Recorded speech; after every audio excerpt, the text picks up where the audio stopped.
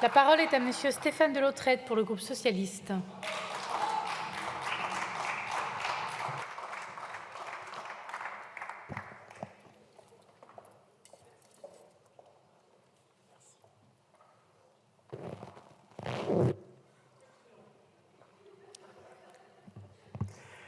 Madame la Présidente, Monsieur le Ministre, Monsieur le Président de la Commission développement durable, aménagement du territoire, Madame la rapporteure, mes chers collègues. En 2023, jamais autant de vêtements n'ont été vendus en France et dans le monde. Ce constat, au premier abord positif, cache en vérité un désastre social et industriel.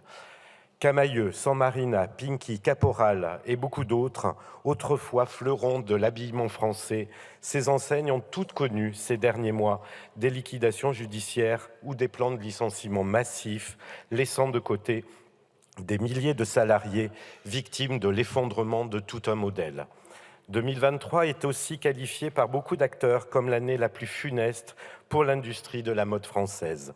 Ce phénomène n'est malheureusement pas récent. Depuis 1990, ce sont plus de 330 000 emplois dans le secteur de l'habillement qui ont disparu dans notre pays. Le principal responsable de ce désastre est aujourd'hui bien identifié, l'ultra fast fashion. Ce modèle, basé sur le renouvellement constant des collections et une stratégie marketing poussant à la surconsommation de vêtements, s'est imposé depuis une dizaine d'années dans notre pays, au mépris de nos normes environnementales et sociales. La production de textiles à prix bas a en effet des conséquences désastreuses sur le plan environnemental, source de pollution des milieux aquatiques du fait des produits chimiques et des fibres synthétiques. Et par ailleurs, ces enseignes recourent massivement à l'avion pour exporter leurs produits vers l'Europe, alors même que ce mode de transport est 20 fois plus polluant que le bateau. L'impact social du secteur est également désastreux. Si l'effondrement du Rana Plaza au Bangladesh en 2013 avait provoqué une vaste onde de choc dans notre pays, force est de constater que la production de textiles continue à être largement localisée dans des pays ne respectant aucune norme européenne en termes de salaire, de conditions de travail ou d'utilisation des produits chimiques. Face à ces constats, il est de notre responsabilité d'agir. C'est pourquoi je me félicite que la représentation nationale puisse aujourd'hui légiférer sur ce sujet grâce au travail mené depuis plusieurs semaines par Madame la rapporteure, notre collègue Anne-Cécile Violent. Si cette proposition de loi est un signal positif envoyé en direction de nos concitoyens et de nos entreprises du secteur textile, nous pouvons dès ce matin aller bien plus loin.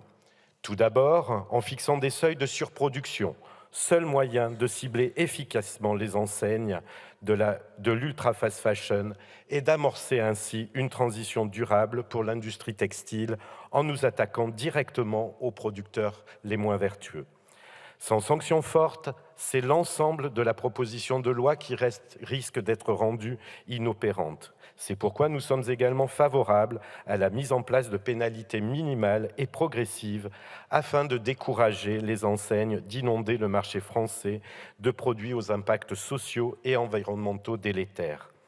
Nous plaiderons également pour une plus grande responsabilisation des places de marché et des plateformes afin que ces dernières ne puissent plus vendre des produits ne respectant pas nos normes en toute impunité.